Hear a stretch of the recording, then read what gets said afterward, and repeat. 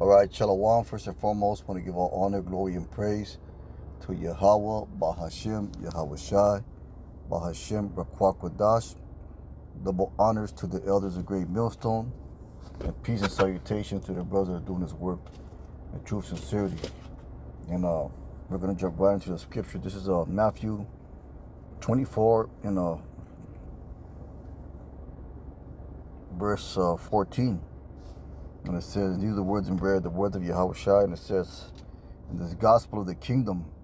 Now the kingdom is what? Well, let's break down these words first and foremost. Gospel is it's good news. So this good news of the kingdom. Let's go ahead and get this word gospel. It's a lot.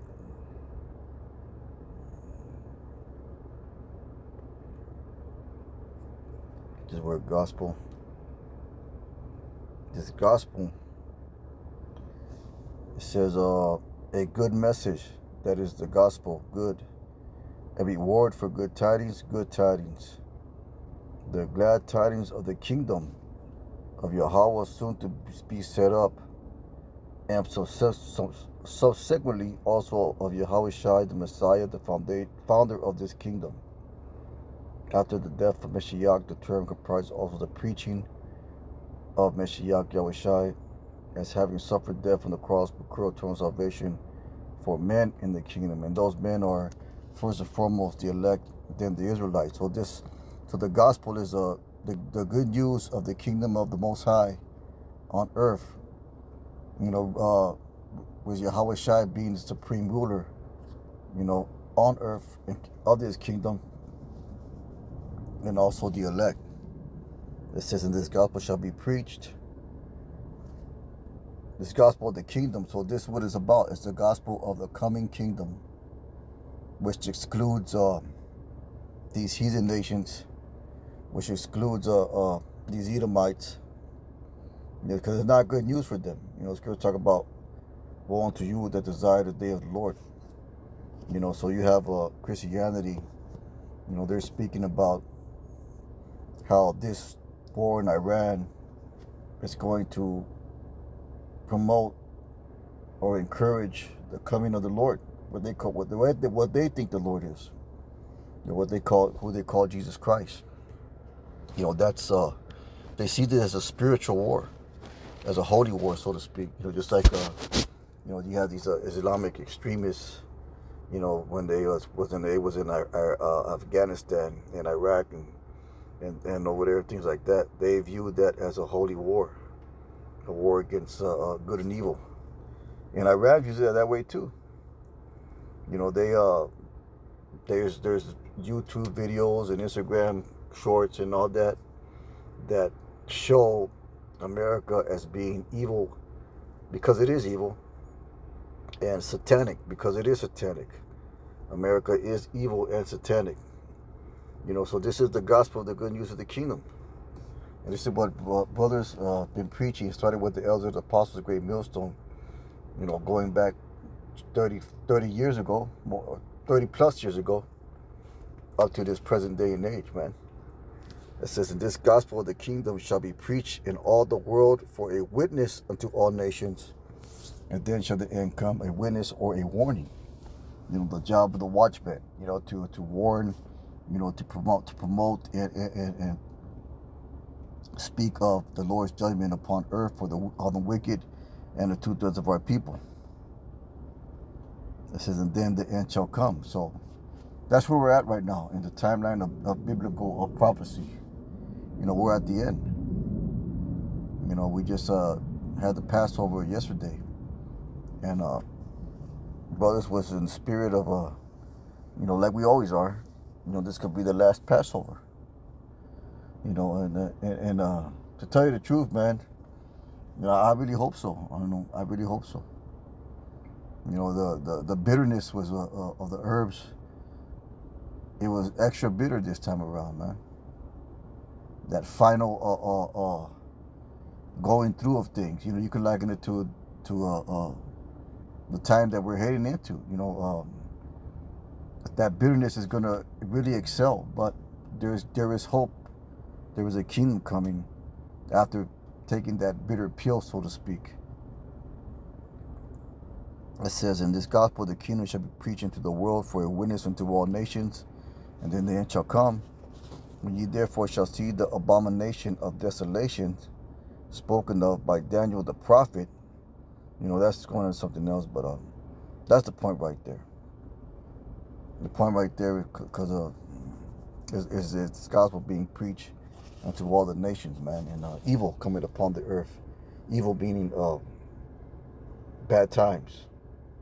So let's go ahead and get Ezekiel. Let's see here. Ezekiel, where's it at? 7:5, and it says, now says the Most High Power, and evil and only evil, behold, is come. To get a footnote, it has come. Evil or bad times. So that's what you see. That's what you're going to see coming forth upon the earth from this point forward. You're going to see evil and only evil, meaning bad times and only bad times. You're not going to see the improvement of anything. You're not going to see the de-escalation of anything. You're going to see the escalation of prophecy is what you're going to see. So evil and only evil is come, or as it says in the footnote, it has come. It says the end is come. The end is come. It watches for thee. Behold, it is come. So this is what we're crying out right now. We're crying out that the ultimate final end is here. Brothers or through the Spirit, we're almost out of here, man. The apostles are saying that, the men of the Lord are saying that, the brothers in the camps are saying that.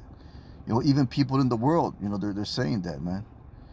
People, in society, they see these. It's very, very easy to see. They see the way the world's going, and they knowing that nothing's going to get better. They knowing that there's an end. Let me see, go ahead and get something. So this is a few news articles or Google posts or whatever, internet traffic. And it says approximately 39% of U.S. adults believe we are living in the end times, according to Pew Research Center study. The belief is driven by a combination of factors, including the COVID-19 pandemic, environmental crisis, religious convictions regarding the second coming of Messiah Yahushua, whom says Jesus Christ. But as noted in Pew Research, it says why tens of millions of Americans now believe the end is near. A third of Americans believe the world will end in their lifetime, driven by concerns about climate change, war, and AI. In the U.S., 39% of adults believe humanity is living in the end times. Nearly a third of Americans believe that the world will end in their lifetime. So that's a popular opinion, that we are at the end times. And the only ones speaking about prophecies coming to pass are the prophets. You don't see Christianity, and we see Volcom Malone, which is supposed to be the what do you call it? Christianity's main prize fighter. You want to champion debater or debunker or apologist, if you want to call it that. He ain't talking about none of this, man. He ain't talking about no war in Iran. He ain't talking about no return of Jesus Christ. He ain't talking about none of that. So he really had much to say recently, man. He's been on the sidelines, I guess, but we're at the time of the end, man. Let's talk about the end shall speak. Let's get Habakkuk 2 and 3. It's for the vision. And what is the vision? Well, first thing, the prophets were called seers. So seers had visions. So when you say that word vision, it could go into the prophecies. It says, for the prophecies is yet for an appointed time. And these are the times where the Lord set forth for all these things to come to pass. It said, but the end it shall speak. So that's why, that's another signifier that we are at the end. Because these prophecies are speaking. It's to cause, to post, to excite, to inflame, to blow, to blast, to hints, to fan, to break into, to utter. So you're seeing these prophecies speaking, man. You're seeing them not only be spoken but accomplished. It says, but the vision yet appointed time, but the end shall speak, and not lie, though it tarry, wait for it, because it will surely come, it will not tarry. You know, so this is a time of rejoicing. This is what a time where brothers we know that we're gonna go through certain things, but we also know that this is a clear marker that the end of our captivity, the end of our hell on earth is coming. Let's get Ezekiel 7 and 10. This is Ezekiel 7 and 10, and it says, Behold, the beholders come, the morning gone forth, the rod is blossomed, pride is budded, violence is risen up into a rod of wickedness, none of them shall remain, nor of the multitude, nor any of theirs, neither shall be waiting for them. The time is come, the day draws near, then not the buyer rejoice, not the seller born for wrath upon the multitude thereof, because the Lord's gonna disrupt the what do you call it, the everyday routine of things. You know, he's gonna come like a thief in the night abruptly. You know, so this is the time of the end, man. This is the time where, through the Spirit, brothers are feeling it and recognizing it. With that being said, Most High willing, hope was edifying. Was I give all honor, glory, and praise to Yahweh Ba'Shem Yahushai. Kahala Yahweh Ba'Shem Yahushai. Let's keep on pushing. Shalom.